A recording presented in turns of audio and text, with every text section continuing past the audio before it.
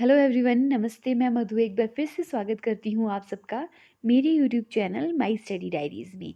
देखिए, आज हम डिस्कस करने वाले हैं हमारे इस वीडियो में हिमाचल एडमिनिस्ट्रेटिव सर्विसेज का क्वेश्चन पेपर। अभी रिसेंटली ये एग्ज़ाम हुआ है और इसका जो क्वेश्चन पेपर है वो हम डिस्कस करेंगे। अब देखो, उन जिन बच्चों को आइडिया नहीं है उनको मैं क्लियर कर दूँ कि हिमाचल एडमिनिस्ट्रेटिव सर्विसेज में 2 एग्ज़ाम्स होते हैं। फर्स्ट पेपर होता है जनरल स्टडीज़ का and second one is aptitude test. तो ये प्रिलिमिनरी एग्ज़ाम अभी हुआ है, इसके बाद मेंस होता है, फिर इंटरव्यू होता है, ठीक है। तो जनरल स्टडीज़ का पेपर हम डिस्कस करेंगे जिसमें 100 टोटल क्वेश्चंस आते हैं जो कि 2 मार्क्स के होते हैं और इसमें नेगेटिव मार्किंग भी इंक्लूड है। तो आज उन 100 क्वेश्चंस में से हम 50 क्वेश्चन जो हैं वो डिस्कस करने वाले हैं इस पार्ट 1 में, ठीक है। तो बिना देरी किए हुए स्टार्ट करते हैं हम फर्स्ट क्वेश्चन से।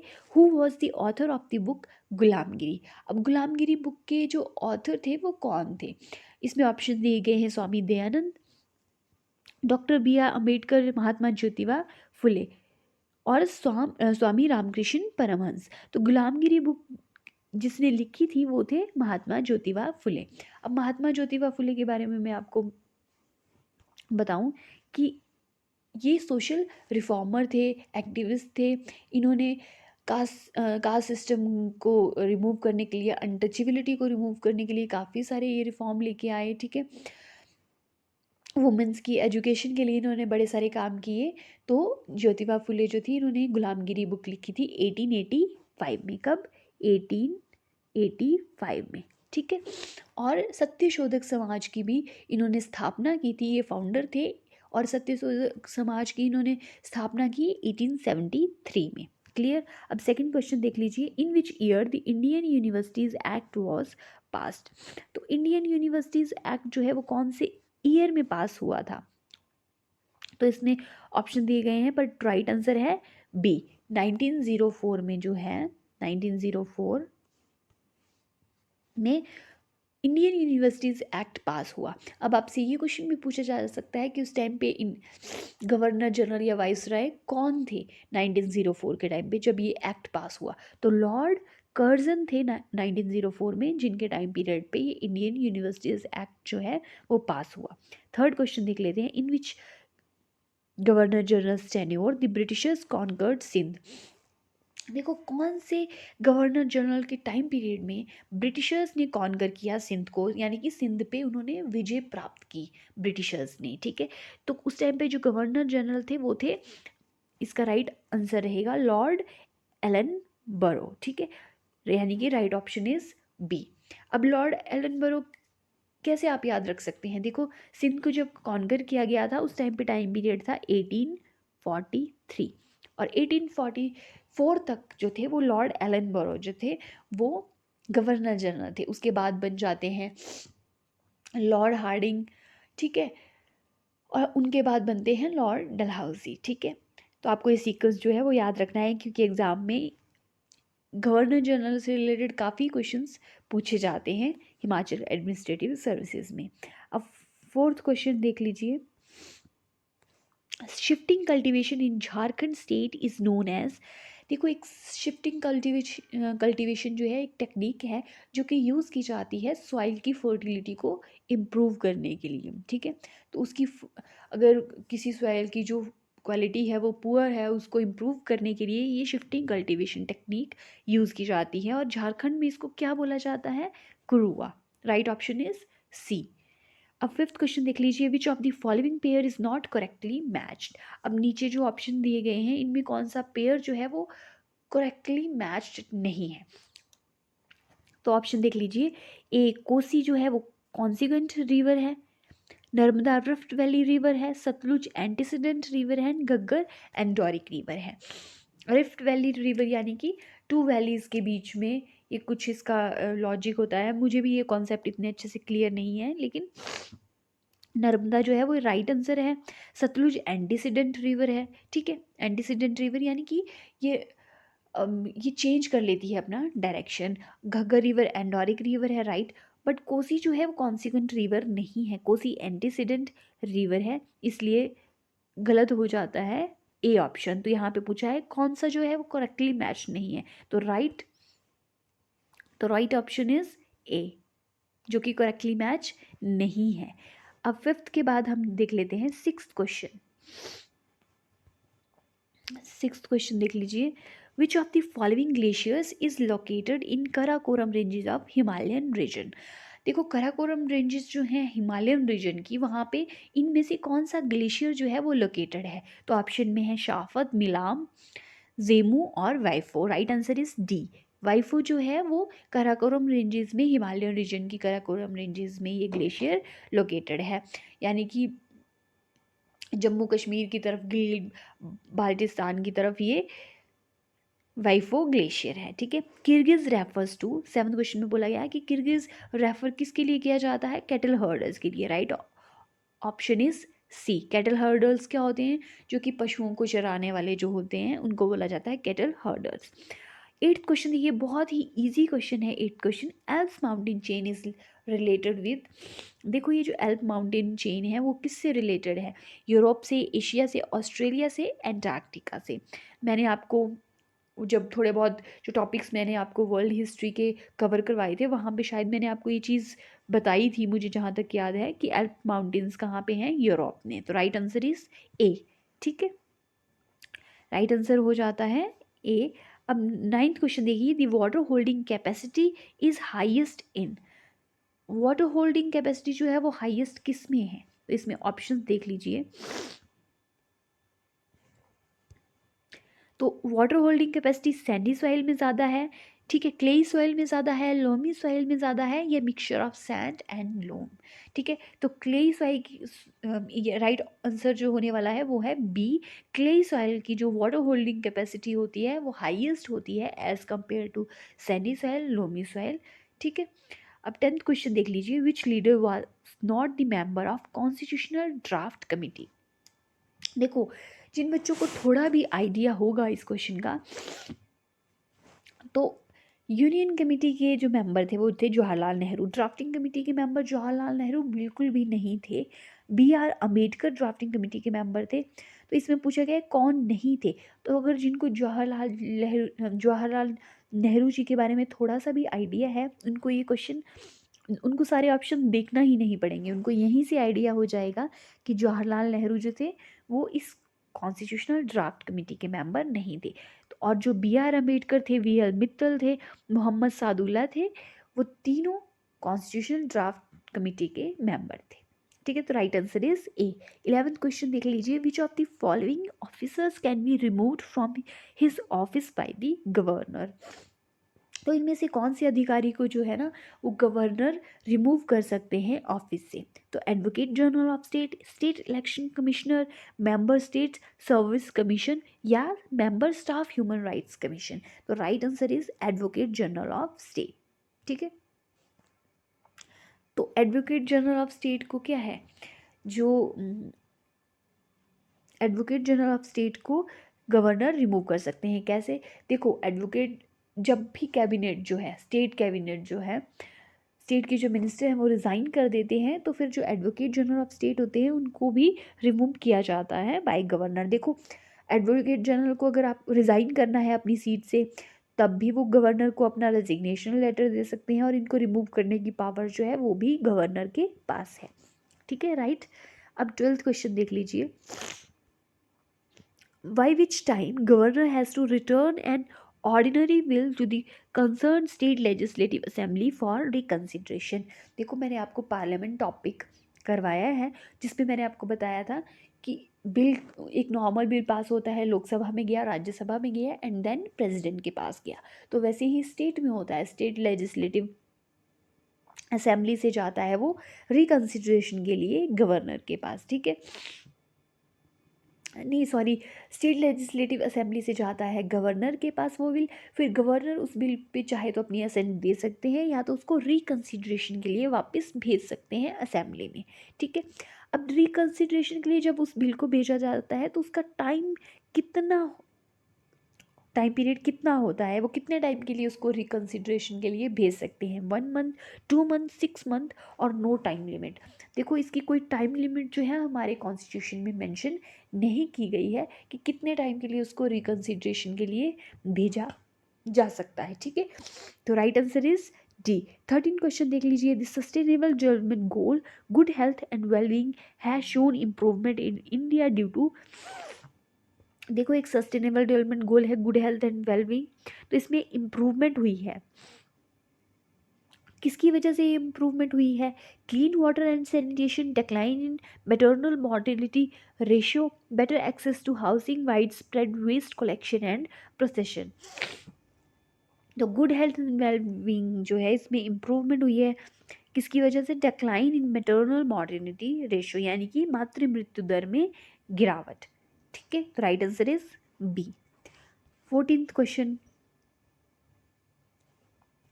तो 14 क्वेश्चन में क्या बोला गया? National mission for sustainable agriculture has been launch to. देखो national mission for sustainable agriculture यानी कि सतत कृषि के लिए एक राष्ट्रीय मिशन शुरू किया गया है, और इसका मतलब मेन मोटिव क्या है? ठीक है, enhance agriculture productivity bye integrated farming, promote organic farming, increase irrigation coverage, provide insurance covers cover to farmers. तो right option is A, enhance agriculture productivity by integrated farming। देखो जिसको national action plan for climate change के बारे में idea है ना, उसको national mission of for sustainable agriculture के बारे में भी आइडिया होगा। ठीक है, तो एनहांस करने के लिए एग्रीकल्चर प्रोडक्टिविटी को बाय इंटीग्रेटेड फार्मिंग, इसके लिए ये national mission for sustainable agriculture जो है वो लॉन्च किया गया। राइट आंसर इज ए। तो 15 क्वेश्चन देख लीजिए, the government has release a new 4 colour classification scheme for industries based on their pollution potential what is which is not correct in this regard. देखो government ने 4 colour classification एक scheme दी है जो industries based है, और मतलब industries में कितना पोल्यूशन है उसके बेस्ड ये क्लासिफिकेशन है, और इसके रिगार्ड में कौन सी स्टेटमेंट जो है वो करेक्ट नहीं है। तो फर्स्ट देखो, मॉडरेटली पोल्यूटिंग के लिए को ऑरेंज कैटेगरी मिली है, नॉट पोल्यूटिंग के लिए वाइट कैटेगरी, मोस्ट पोल्यूटिंग के लिए रेड कैटेगरी। तो ये तीनों राइट हैं, तो इसका ऑप्शन होने वाला है नन ऑफ दीज। तो राइट आंसर इज डी। ठीक है, क्योंकि ये तीनों जो हैं वो क्या हैं? करेक्ट हैं। अब देख लेते हैं 16th question, which is the minimum calorie requirement in rural area? What is the minimum calorie requirement in rural areas for measuring poverty?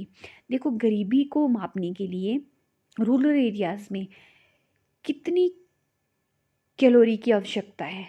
ठीक है, तो गरीबी को मापने के लिए ग्रामीण क्षेत्रों में न्यूनतम कैलोरी की आवश्यकता क्या है? तो रूरल एरियाज के हिसाब से right answer is C, 24 calorie per person per day. लेकिन अर्बन एरियाज़ के लिए अगर आपसे पूछा गया होता तो उसका राइट आंसर होता A, 2100 calorie per person per day urban areas, और 2400 calorie per person per day for rural areas. 17 question देखिए, the phenomena of demographic dividend of a country is related to. ये जो फिनोमिना है demographic dividend का, ये किससे related है? तो देखो डेमोग्राफिक डिविडेंड क्या होता है? An increase in the population in the working age group. देखो जो वर्किंग एज ग्रुप होता है उसमें जो इंक्रीज हो रहा है पॉपुलेशन का वो होता है डेमोग्राफिक डिविडेंड। तो राइट आंसर इज डी। अब वर्किंग एज ग्रुप में कौन कौन सी एज इंक्लूड है? 15 to 65 जो कि आते हैं वर्किंग एज ग्रुप में। क्लियर? अब देख लेते हैं 18th क्वेश्चन। 18th क्वेश्चन, संकल्प इज लॉन्च्ड टू प्रोवाइड। देखो संकल्प ये स्कीम लॉन्च की गई थी किसके लिए? To provide better health for rural people, better health care for urban poor, quality education और market relevant training to youth. तो right answer is D, market relevant training provide करने के लिए यूथ को ये स्कीम लॉन्च की गई थी। और ये लॉन्च किसने की थी ये भी आपको पता होना चाहिए। मिनिस्ट्री ऑफ स्किल डेवलपमेंट ने इसको लॉन्च किया था, संकल्प स्कीम को, for market relevant training to youth. तो right answer is D. 19 question देख लीजिए, according to RFBM act India's fiscal deficit should not exceed. FRBM act के अनुसार जो है वो भारत का राजकोषीय घाटा अधिक नहीं होना चाहिए। किससे अधिक नहीं होना चाहिए? Right answer is B, 3% of GDP से ज़्यादा फिस्कल डेफिसिट नहीं होना चाहिए। फिस्कल डेफिसिट क्या होता है? जो डिफरेंस होता है टोटल रेवेन्यू और टोटल एक्सपेंडिचर का, उसको बोला जाता है फिस्कल डेफिसिट। तो 19 का right answer is B. 20th question देखिए, which of the following statement is not correct. अब नीचे जो स्टेटमेंट दी गई हैं उनमें से कौन सी स्टेटमेंट जो है वो करेक्ट नहीं है? देखो, calcium oxides react vigorously with water to produce lime, right है ये। ठीक है, slick lime slowly creates a layer of calcium nitrate on the walls of during white washing, ये जो है वो गलत है। तो इसका राइट आंसर होने वाला है बी। ठीक है, राइट आंसर इज बी। और silver chloride is sensitive to light, ये राइट है, क्योंकि देखो सिल्वर क्लोराइड जो है वो लाइट के लिए सेंसिटिव होता है, क्योंकि ये हाइड्रोलाइज हो जाता है लाइट की प्रेजेंस में। ठीक है, और सिल्वर ऑक्साइड की फॉर्मेशन कर देता है। ठीक है, तो सिल्वर क्लोराइड जो है वो सेंसिटिव होता है लाइट में, और डिकम्पोजिशन रिएक्शन के लिए रिक्वायरमेंट होती है एनर्जी की to break down of reactants. तो ये तीनों राइट है and the B is the wrong statement. 20th question, हाँ सॉरी, 21 क्वेश्चन है, which of the following statement is correct. तो इन स्टेटमेंट में से हमें करेक्ट स्टेटमेंट बतानी है। तो फर्स्ट देखिए, a very small opaque object does not change the straight path of light, तो ये राइट है। ठीक है, convex mirrors are generally used in torches, हमने देखो बहुत बार ये पढ़ा है कि कॉन्केव मिरर जो होते हैं वो यूज़ किए जाते हैं टॉर्चेज में, कॉन्वेक्स मिरर यूज़ नहीं किए जाते। The mass density of kerosene is less than that of water, तो ये भी राइट है। The ability of a medium to reflect light is expressed as optical density, ये भी राइट है। तो रॉन्ग स्टेटमेंट कौन सी हो जाती है? बी, कॉन्वेक्स मिरर यूज नहीं होते हैं टॉर्चेस में। ठीक है, 22nd देखिए, विच ऑफ द फॉलोइंग, इसमें भी करेक्ट स्टेटमेंट कौन सी नहीं है वो आपको बतानी है। देखो, dental plaque is use by demineralisation, ये राइट है। ठीक है, demineralisation of animal. Normal systolic pressure सबको पता है 120 एंड 80 जो है वो डायस्टोलिक प्रेशर, यानी कि हाई और लो।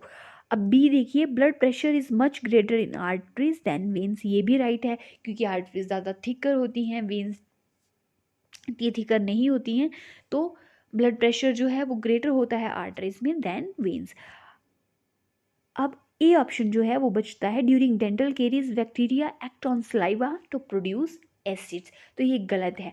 जब डेंटल केरीज आपको दांत सड़ने लगते हैं उस टाइम पे बैक्टीरिया एक्ट सलाइवा पे नहीं करता एसिड प्रोड्यूस करने के लिए, वो एक्ट करता है हमारी शुगर्स पे, जो हम शुगर्स खाते हैं हमें, ठीक है, हमारे फूड में, तो उसके साथ सलाइवा एक्ट करता है और डेंटल कैरीज की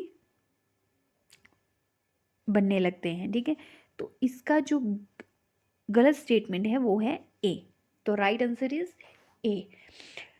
23rd क्वेश्चन में भी पूछा गया है, विच स्टेटमेंट इज करेक्ट,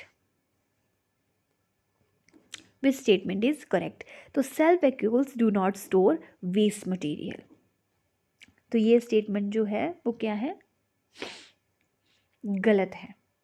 ठीक है, water transport is in plants occurs across xylem, तो सबने ये चीज़ पढ़ी है, जिन्होंने बेसिक साइंस पढ़ी है उनको ये आइडिया है कि जाइलम के थ्रू ही वाटर ट्रांसपोर्ट होता है प्लांट्स में, तो ये आंसर जो है वो राइट है।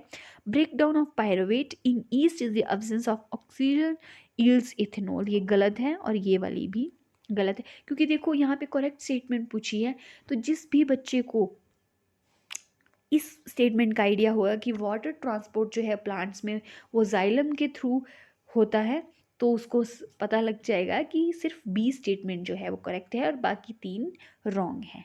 ठीक है, अब 23rd क्वेश्चन के बाद देख लीजिए 24th question, what was the name of chariot of Lord Jagannath during recent रथ यात्रा। रिसेंट रथ यात्रा हुई थी जुलाई में शायद, तो उसमें जो था वो मतलब जो रथ था भगवान जगन्नाथ का, उसका नाम क्या था? तो उसका नाम था, right answer is D, Nandi Ghosha. ठीक है, नंदी घोष उसका नाम था। 25th क्वेश्चन देखिए, e Medha portal is related to what. जो ई मेधा पोर्टल है ना, वो किससे रिलेटेड है? ठीक है, तो related to Ayurveda, terminologies to record clinical study नहीं, deals with R&D in Ayurveda नहीं, online public access catalog for Indian books, medical heritage books, provide digitize information on rare manuscript. तो राइट आंसर इज सी। ये जो e Medha portal है ना, ये जो ये ऑनलाइन एक पब्लिक एक्सेस होगा इसमें, कौन सी बुक्स के लिए? जो इंडियन मेडिकल हेरिटेज बुक्स हैं। ठीक है, भारतीय चिकित्सा की जो पुरानी हेरिटेज बुक्स हैं उनके लिए एक और ऑनलाइन सार्वजनिक यानी कि सभी लोगों के लिए एक एक्सेस है, एक टाइप से e Medha portal. Right answer is C. तो 26 क्वेश्चन देख लेते हैं। What is true about overseas citizen of India card scheme. देखो, ये जो ओवरसीज सिटीजन ऑफ इंडिया एक कार्ड स्कीम है, इसके बारे में कौन सी स्टेटमेंट जो है वो राइट है? कौन सी स्टेटमेंट जो है राइट है? The card holder gets multipurpose life time visa to visit India. He and she can purchase agricultural land in India. He and she gets voting rights. If registered for 5 years, he or she will automatically get Indian citizenship. The right answer is A. देखो, जो card holders हैं ना, वो इस act में क्या होगा कि कार्ड होल्डर्स हैं वो उनको क्या मिलेगा? भारत आने के लिए लाइफ टाइम वीज़ा मिलता है, मल्टीपर्पज़ लाइफ टाइम वीज़ा मिलता है इंडिया को विजिट करने के लिए। तो right answer is A. 27th question देख लेते हैं। Which foreign country contingent took part in republic day parade 2021। तो गणतंत्र दिवस परेड में 2021 में किस विदेशी देश की टुकड़ी ने भाग लिया? किसने भाग लिया था? राइट आंसर इज ए, बांग्लादेश ने पार्टिसिपेट किया था रिपब्लिक डे की परेड में। 27th क्वेश्चन 28th क्वेश्चन देख लीजिए। Which is the latest country with whom India has established 2+2 dialogue recently? वो नवीनतम देश कौन सा है जिसके साथ भारत ने हाल ही में 2+2 संवाद स्थापित किया था?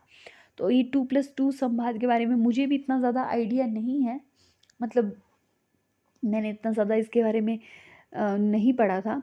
तो 2+2 संवाद जो है वो किया था ऑस्ट्रेलिया के साथ। ठीक है, किसके साथ? Right answer is Australia. 29 question देखिए। Who is appointed as new prime minister of Italy in February 2021। तो February 2021 में इटली के न्यू प्राइम मिनिस्टर बने हैं मैरियो ड्रागी। ठीक है, ये मैरियो ड्रैगियो बोलो या Mario Draghi. Right answer is A. 29 का राइट आंसर इज ए।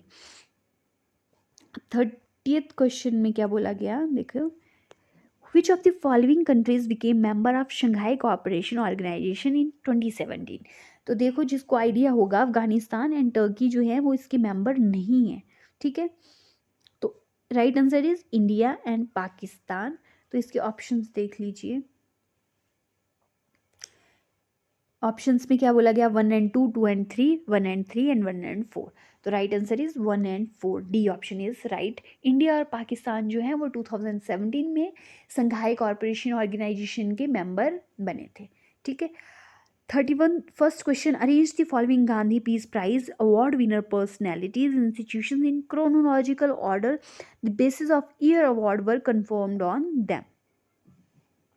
देखो, इनको सीक्वेंस में आपको अरेंज करना है, इन 4 नाम को, जिनको गांधी पीस प्राइज़ के विनर थे, इनके ईयर के अकॉर्डिंग कि किसको कौन से ईयर में जो है अवार्ड मिला था गांधी पीस प्राइज़। तो योहेल सासाकावा फर्स्ट है, योहेल सासाकावा, जिनको मिला था 2018 में। ठीक है। शेख मुजीबुर रहमान को 2020 में, एकल अभियान ट्रस्ट को 2017 में। और फोर्थ वन इज कबूस बिन सैयद अल सैयद, ठीक है, इनको मिलता है 2019 में। अगर मेरे से कुछ गड़बड़ होगी हो तो आप मुझे क्लियर कर दें, पर आई थिंक इनको इसी ईयर में मिला था। तो आंसर कैसे बनता है? 3, ठीक है, एकल अभियान ट्रस्ट को सबसे पहले मिला, 3 Yohei Sasakawa, then 4 Qaboos bin Said, and then Ekal Abhiyan Sheikh Mujibur Rahman को मिला अभी 2020 में। तो right answer is B. Right option is B. 32nd question देख लीजिए। देखो 32nd क्वेश्चन से आपको अब क्या बताना है कि कौन सी स्टेटमेंट जो है, इसमें ऑप्शन देखो ऊपर दिए गए हैं, या तो बोथ स्टेटमेंट्स जो होंगी वो करेक्ट होंगी,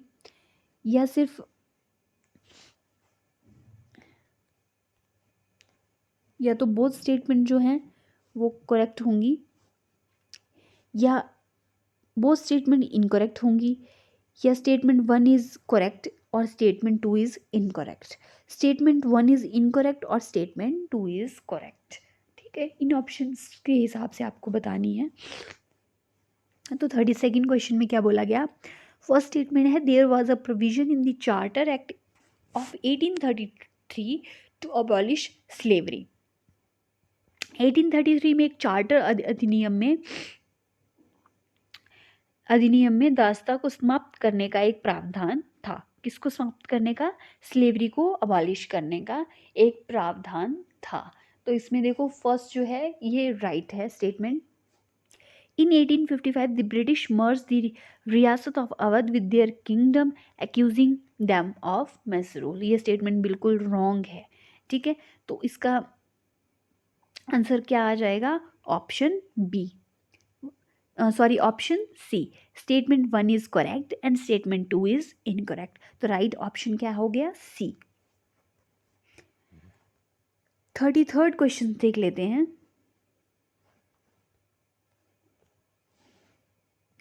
स्टेटमेंट फर्स्ट बोलता है young Bengal movement was started by Shishir Kumar Ghosh, जो कि गलत है। यंग बंगाल मूवमेंट जो है वो स्टार्ट किया था हेनरी विवियन डेरोजियो ने। ठीक है, तो शिशिर कुमार घोष नहीं है, ये फर्स्ट स्टेटमेंट हो गई गलत। प्रार्थना समाज वाज एस्टेब्लिश इन बॉम्बे इन 1865, नहीं, प्रार्थना समाज की जो फॉर्मेशन की थी वो 1867 में हुई थी, और किसने की थी? आत्माराम पांडुरंग ने। ठीक है, तो दोनों स्टेटमेंट क्या हो जाती हैं? Wrong. Both the statements are incorrect. तो राइट आंसर इज बी। ठीक है, 34th स्टेटमेंट देख लीजिए। Container corporation of India limited is under the administrative control of ministry of defence.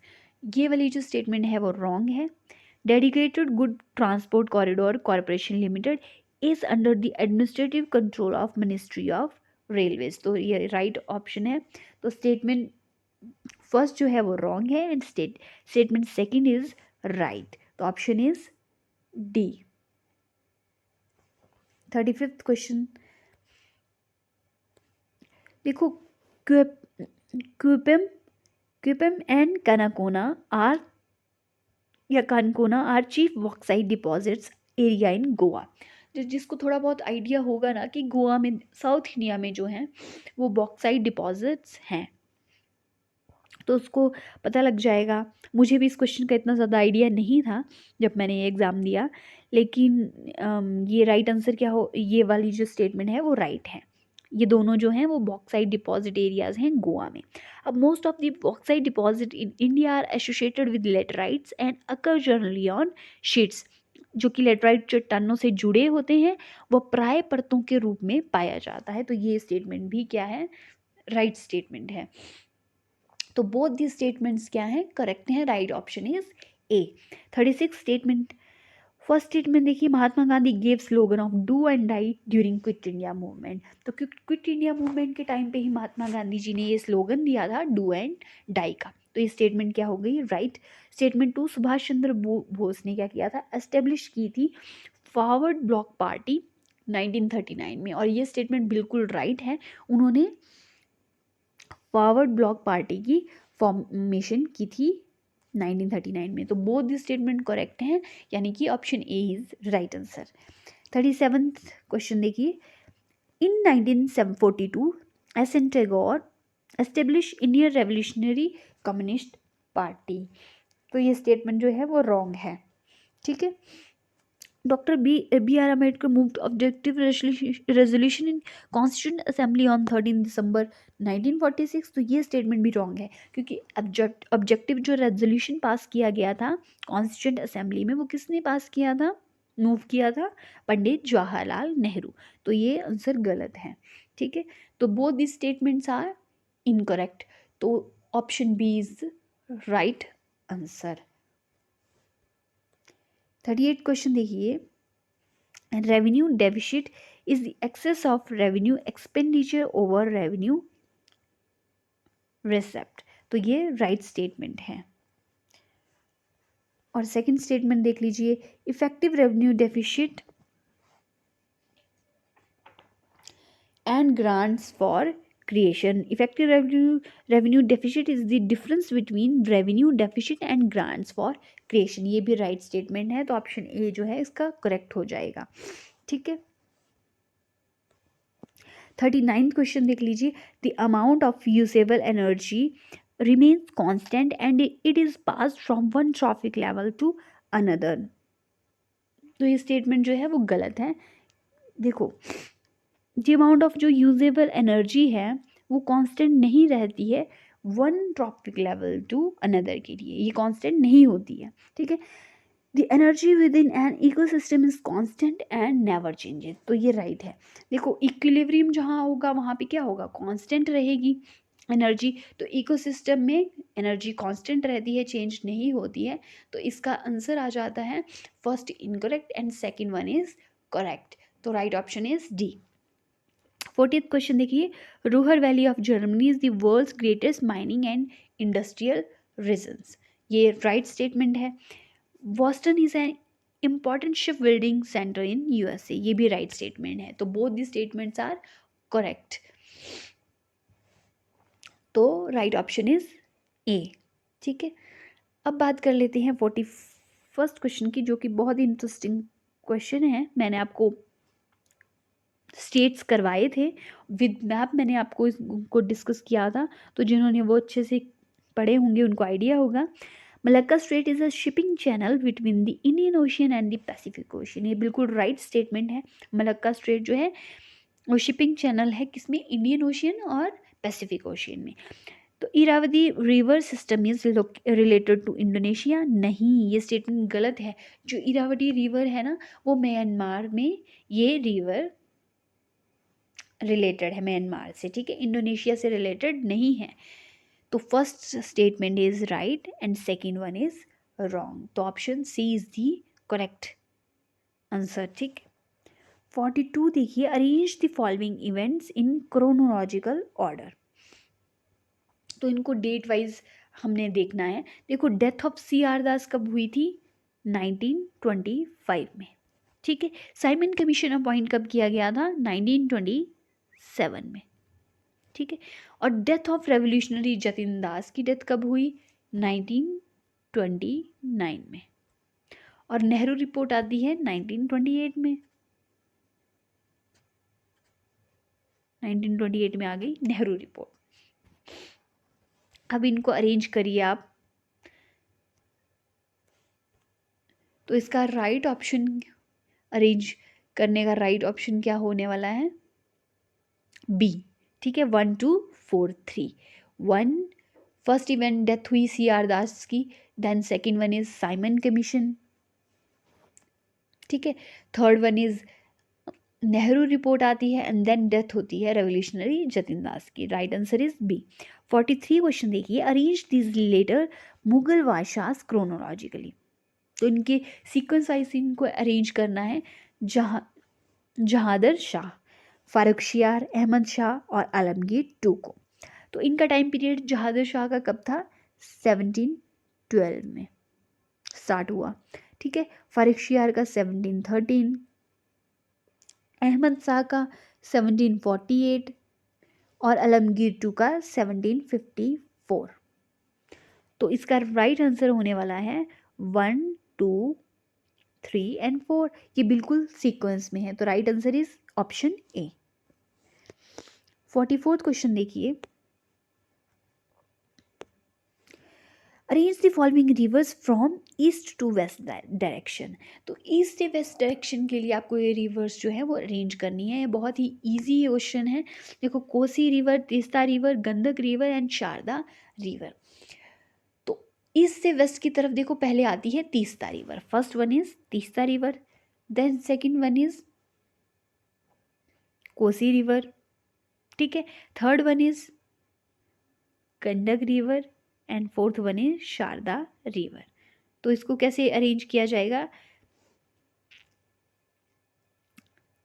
2 1 3 4, 2 1 3 4। तो right option is option B, 2 1 3 4, ठीक है। 45th question, 45th question, arrange the following countries from north to south. अब मैंने आपको देखो map इतने अच्छे से करवाया है, जिसको भी मैप अच्छे से पता होगा वो इसको इजीली अरेंज कर पाएंगे। नॉर्वे, डेनमार्क, ऑस्ट्रिया और स्पेन, ठीक है। नॉर्थ से इसको साउथ के लिए अरेंज करना है, तो नॉर्थ में सबसे पहले आ जाता है नॉर्वे, फिर नॉर्वे के नीचे आता है Denmark, then Austria and last में नीचे साउथ की तरफ आ जाता है स्पेन। तो राइट आंसर इज बी, 1 2 3 4, ठीक है। 46 क्वेश्चन देख लेते हैं, arrange the following from south to north. South से नॉर्थ में इसको अरेंज करना है, Arctic ocean, gulf of Mexico, Hudson bay, Baffin bay. अब देखो, टॉप पे तो आता है आर्कटिक ओशियन, तो बिल्कुल नॉर्थ में, तो सबसे लास्ट में आ जाता है, सबसे लास्ट में आएगा आर्कटिक ओशियन, देन फिर वेफिन में, देन हडसन में, और सबसे बिल्कुल साउथ में आती है गल्फ ऑफ मैक्सिको। तो राइट आंसर इज डी, ठीक है। गल्फ ऑफ मैक्सिको बिल्कुल साउथ में, देन हडसन में, देन वेफिन में, वेफिन में किसमें, ग्रीनलैंड एंड कनाडा के बीच में, देन आर्कटिक ओशियन बिल्कुल नॉर्थ में, ठीक है। 47 question, put these agrarian movements in chronological order with the date of their start. तो ये मूवमेंट हुए थे, तो इनको क्रोनोलॉजिकल ऑर्डर में आपको अरेंज करना है। तो बारदोली पीजेंट मूवमेंट होता है 1928 में, ठीक है। खेरा पीजेंट मूवमेंट होता है 1918 में, चंपारण होता है 1917 में, और मोपला पीजेंट मूवमेंट होता है 1921 में। तो राइट आंसर इज 3241, ठीक है। Right answer is option B, 3241। 48th question अब हम करते हैं, arrange the following steps in relation to self help groups in correct sequence. तो इन सेल्फ हेल्प ग्रुप को करेक्ट सीक्वेंस में आपको अरेंज करना है। देखो, आप इसको अगर नॉर्मली जिन जिन बच्चों को इसके बारे में कुछ आइडिया भी नहीं है ना, वो भी अपना दिमाग यूज़ करके इस क्वेश्चन को कर सकते हैं। तो इसको देखो, इसका जो राइट आंसर है वो है सी 3। देखिए, पहले तो क्या करेंगे, आइडेंटिफाई करेंगे area and forming a group of women with common interest, ठीक है। तो क्षेत्र की पहचान करेंगे, फिर उसके बाद अरेंज करेंगे रेगुलर मीटिंग्स, ठीक है। देन क्या करेंगे, डिसाइड करेंगे amount for contribution and pooling the money, और फिर lending, repayment and maintaining accounts and record last में। तो 3241 जो है राइट ऑप्शन है सी। 49th क्वेश्चन कर लेते हैं, arrange the following Indo US defence agreements in chronological order on the basis of year of signing off these pacts, ठीक है। तो इन समझौतों पर हस्ताक्षर करने के वर्ष के आधार पर भारत एरिया में देखो ये समझौते हुए, तो कब कब ये हुए उनके आधार पर आपको इनको बताना है। तो कौन कौन से हैं वो देख लेते हैं। First, logistic exchange memorandum of association, ये साइन हुआ 2016 में। Basic exchange and cooperation agreement sign, ये शायद रिसेंट ही ये साइन हुआ है। और general security of military information agreement जो है वो वो जो है वो अभी रिसेंटली साइन हुआ है, ठीक है। और communication compatibility and security agreement sign होता है 2018 में, ठीक है। और ये जो थर्ड वाला है general security of military information agreement, ये बहुत पहले साइन हुआ था, तो सेकंड वाला है रिसेंट, तो इसको आप अरेंज कर सकते हैं। राइट ऑप्शन इज सी। 3 जो है वो सबसे पहले साइन हुआ, देन 1, ठीक है, फर्स्ट के बाद फोर्थ तो 2018 में, एंड देन सेकंड जो अभी रिसेंट में साइन हुआ है। Clear. 50th question, in 1865 high courts were established at Calcutta, Madras and Bombay। इसमें आपको क्या बताना है, करेक्ट स्टेटमेंट बतानी है कि इन चारों में से कौन सी स्टेटमेंट जो है वो करेक्ट है, ठीक है। तो इन 4 स्टेटमेंट्स में से जो स्टेटमेंट करेक्ट है, तो हाई कोर्ट जो है वो एस्टेब्लिश हुए थे कलकत्ता, मद्रास एंड बॉम्बे में, पर वो 1865 में नहीं हुए थे, वो 1861 में हुए थे, ठीक है। तो ये स्टेटमेंट हो गई रॉन्ग। और statement 4, the Pitt India act was passed in 1785, नहीं, 1787 में पिट्स इंडिया एक्ट आता है, तो ये भी हो गई रॉन्ग, ठीक है। और 1791 में Jonathan Duncan started a Sanskrit college बना Varanasi, and then the first telegraph line from Calcutta to Agra was open in 1854।